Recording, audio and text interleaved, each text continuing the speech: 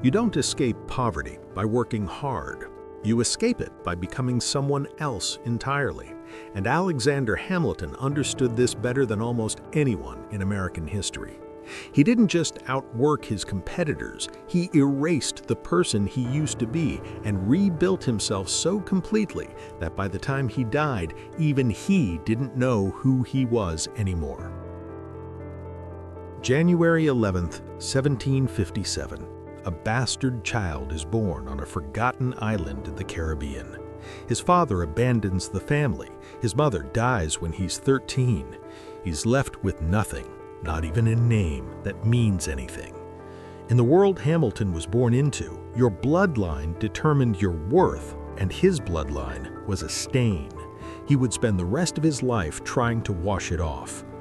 But here's what people miss about Hamilton's childhood. It wasn't the poverty that shaped him, it was the audience. He grew up surrounded by people who had already decided what his life would be. A clerk, a bastard, a footnote. He could feel their eyes on him every single day, measuring him, dismissing him, sentencing him to irrelevance. And something inside him couldn't accept it. Not wouldn't, couldn't. The idea of being small was unbearable. So he did what people do when they can't change where they came from. He became obsessed with where he was going. He read everything, wrote everything, studied merchants, studied law, studied language like his life depended on it, because it did. A hurricane destroyed the island in 1772, and while others were picking through rubble, Hamilton wrote an essay about it so vivid, so intense, that local businessmen pooled money to send him to America for an education. He was 15. He had written his way off the island, and he would spend the rest of his life writing his way into rooms he wasn't supposed to enter. But there's a price to that. When you teach yourself that your value depends on what you produce, you stop being a person. You become a machine. And machines don't rest. Hamilton arrived in New York in 1773. No family, no wealth, no connections, just hunger. He enrolled in King's College, but he didn't go there to learn, he went there to be seen. He joined every intellectual circle, every debate club, every political meeting. He wrote pamphlets defending the revolution before the revolution even started. He was 17 years old and already trying to prove he mattered. The war gave him what he needed, not purpose, permission to rise. He became George Washington's aide-de-camp at 22. He wrote Washington's letters, managed his correspondence, coordinated entire military operations. Washington trusted him because Hamilton never stopped, never complained, never asked for rest. He was invaluable. But being invaluable is not the same as being valued. Hamilton hated that job. He wanted field command. He wanted glory. He wanted people to see him as a soldier, not a secretary. But Washington wouldn't give it to him. And that's when the cracks started to show. Hamilton began to resent the one man who had lifted him up, because being someone's assistant, no matter how important, reminded him of what he used to be: invisible, dependent, small. He finally got his battlefield command at Yorktown, led a successful charge, became a war hero. But by then, the war was ending, and Hamilton realized something terrible. Peace meant irrelevance. If the fighting stopped, people would go back to their farms, their families, their quiet lives. And Hamilton had no idea how to do that. He had spent his entire youth running from obscurity. He couldn't stop now. So he didn't. He studied law, passed the bar in months, built a practice in New York, and became one of the most sought-after attorneys in the state. Married Elizabeth Schuyler, a woman from one of the wealthiest families in America. He had done it. The bastard orphan from the Caribbean had married into the aristocracy. But here's the thing about climbing. The higher you go, the more you realize the ladder never ends. Hamilton threw himself into politics, wrote most of the Federalist Papers, 51 essays in 6 months, each one a masterpiece of argument and persuasion. He was building the intellectual foundation for a new government, and he was doing it faster than anyone thought possible. People marveled at his energy, but energy is just fear dressed up as productivity. When Washington became president, Hamilton became the first Secretary of the Treasury.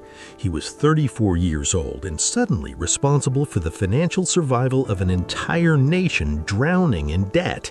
He didn't sleep. He worked 18-hour days, drafting reports, designing economic systems, arguing with Congress, fighting with Jefferson and Madison, who thought he wanted to turn America into a monarchy.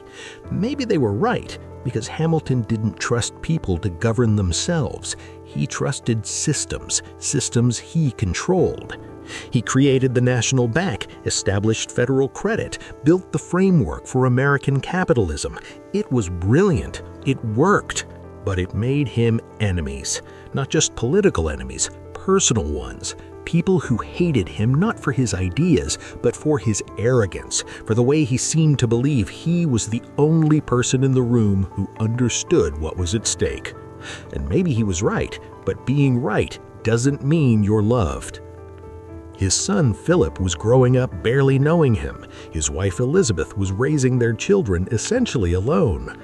Hamilton was in the same house, but he wasn't present. He was always somewhere else, in his mind, in his work, in his need to matter. And when he did come home, he brought the fights with him, the stress, the paranoia, the exhaustion. Then came the affair. Maria Reynolds, a woman who claimed she needed help. Hamilton gave her money, then more than money. It lasted a year, and when her husband found out, he blackmailed Hamilton. Not for money, for political secrets. Hamilton paid him, kept paying him, and when political enemies accused him of financial corruption, Hamilton did something almost unbelievable. He published a pamphlet confessing to the affair in explicit detail to prove he wasn't corrupt, just unfaithful. He destroyed his own reputation to save his legacy. He humiliated his wife, traumatized his children, all to prove he wasn't a thief. Because in Hamilton's mind, being called dishonest was worse than being called an adulterer. His honor mattered more than his family. That's what ambition does. It convinces you that your work is more important than the people who love you.